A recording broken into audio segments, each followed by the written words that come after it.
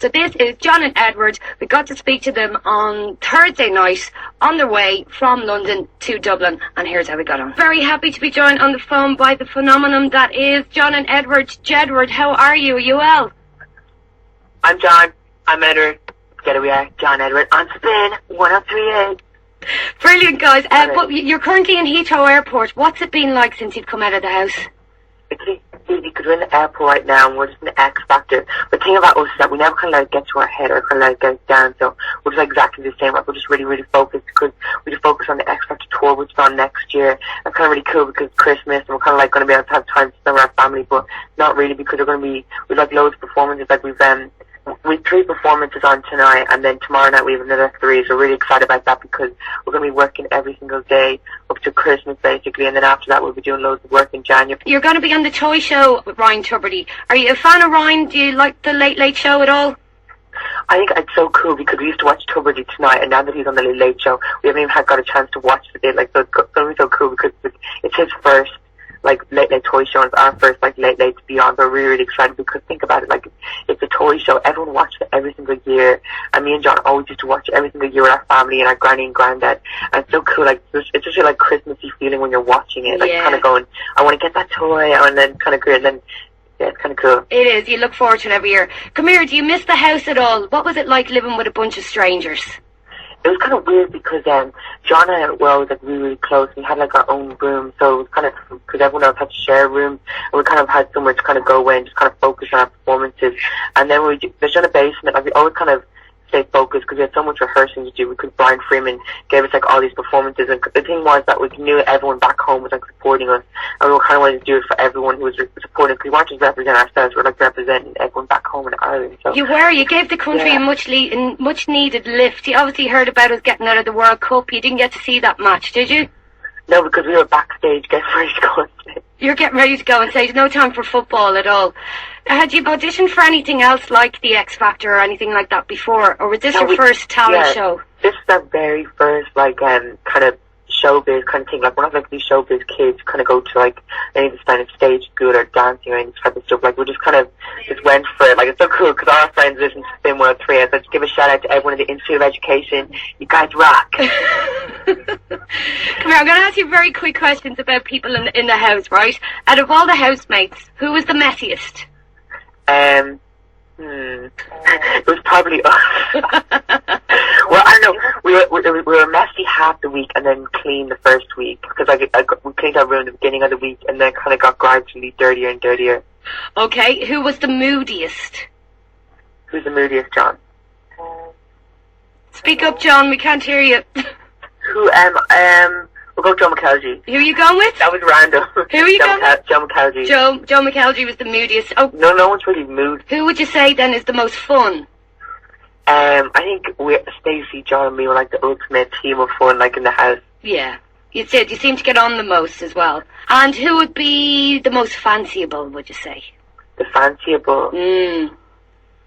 I don't think because me and John were only living there, and we kind of had to take time for us to fancy a girl. We don't kind of look at a girl and kind of go, oh my god, she's hot. Well, what about Cheryl or Danny? Cheryl and Danny, I had to say both. They're both gorgeous. Yeah, they're really, really cool. Yeah.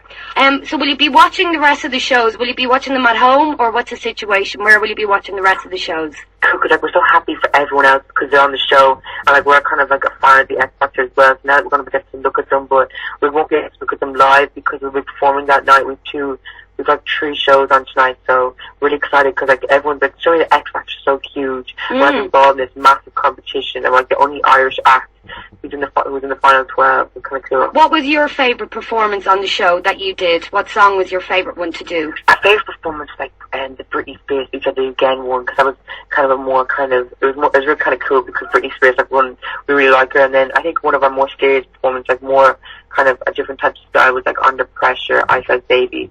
That was my favourite. I thought you'd made that your own. I thought you were brilliant that week. Yeah.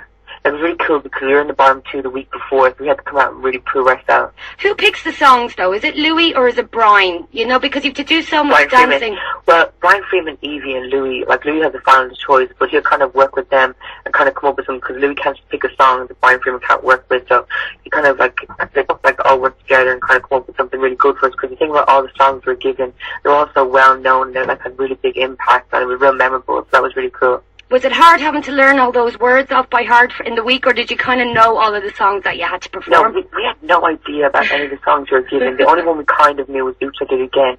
And the thing about all our songs was they were so well known that everyone kind of knew the lyrics, and we were kind of going, God, we just learned like this massive rap and everything. And the thing was that some people only had like, say 8 sentences or 6 sentences, but it was a real slow song, so it kind of had the same time span, but we're also kind of were rapping, kind of stuff like that, stuff that we'd never done before. You did.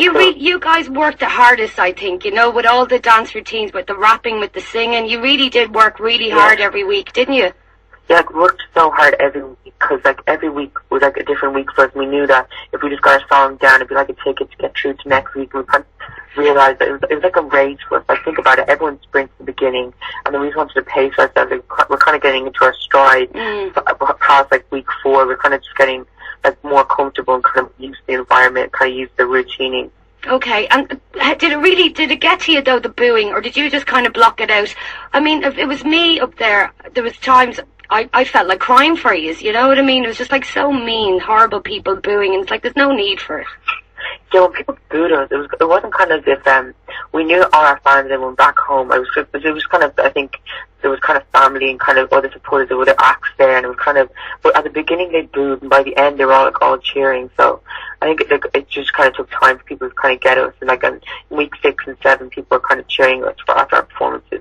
Absolutely. Now this week they're going to be doing Take That and Elton John. Can you think of any Take That songs or Elton John songs that you would like to perform? We would have loved to have done A Million Love Songs, because it's kind of a really cool song, or maybe a more up-tempo Take That song like Shine, or maybe, because there's like Shine, that was like one of the recent ones and everyone knows it, and it would have been a really cool dance number. John's very quiet there. Is he gone to sleep, or is he having a little rest? I don't know where he's gone to the toilet, I think. I'll get him.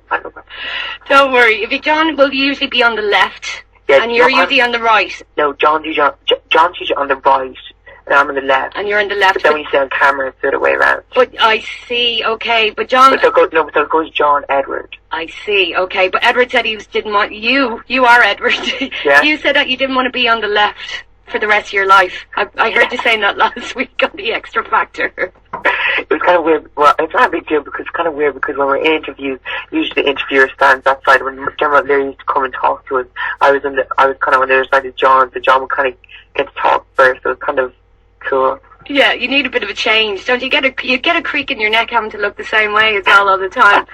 Come here, what about all the rumoured romances in the house? Do you think that Stacey and Ollie are definitely an item, or can you tell us any more on that? I don't think anyone was an item. I think everyone was like really focused on what everyone was doing, and kind of me and John just kind of we're not doing our own thing. Like, we were friends with everyone in the house and everything, but we're kind of just like really focused. Like, every week we had no time basically, because we were either in the studio with Brian Freeman or talking to Louis Walsh. Okay. And they're kind of giving us advice. Then, if you could pick somebody to win, who do you reckon it's? I don't know where the hell John is. I'm just gonna go look for him. Go look. Okay, I'll go get him. Okay, all of it. I think he's just gone into the toilet. We're gonna go into the toilet. Okay. Oh, sorry. John! Okay, he's not in there. And Edward finding John in the airport. John! I don't know where he is. You don't know where he is? There you go. Here's the thing up there. Hello? Hi, John? Yeah, it's John. Were you in the toilet? Yeah, I went to the toilet. They had to go real badly. Was it number 1s or number 2? It was number 1. Okay, that's good. I'll be just talking to Edward. We're talking about who do you think is going to win, and who's going to be your favourite to win? I think my favourite is going to be Stacey, because I feel that she's genuine. She knows herself as a person. I feel that off stage and on stage she's still herself, and I think that she won. Okay, and I think the thing about it is that everyone thinks. I feel that everyone needs to get behind whoever they're going to vote for, because if you think about it, there's no bottom 2 anymore, so people need to vote for people, because then else they're gone. That's true, because from now on, it's up to the public vote, really, isn't it? It's the judges can't save anybody or send anybody home anymore. There's no bottom team, so it's really serious now. People need to get behind it or vote. And, like, say, for example, Stacey did a really good performance one week. Everyone's has to vote for her, not think that she's safe or something like that. Yeah, just because they think she's great, it doesn't mean necessarily that she's going to stay in the competition. Come here, listen, what's the future hold then for yourself and Edward? What do you reckon, what career path would you like to take?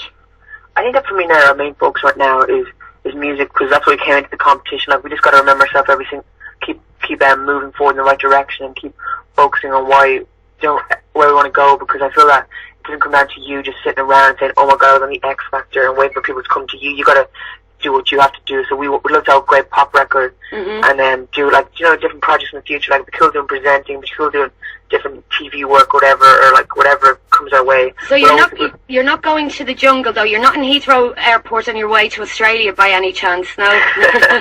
No. Maybe. No, we're not. But is that true? It wouldn't be possible, because you think about it. We've got late push, that's even more important. Yeah, it is. You're dead right. Okay, listen, it's been a pleasure speaking to both of you. And people talking on the Spin 138. Everyone's listening to this. Hey, everyone listening to this. Spin 138. Guys, okay. Take care. Bye, everyone. Thanks to everyone who's listening. John Edward. Bye. Thanks, John and Edward. Bye, Jedward.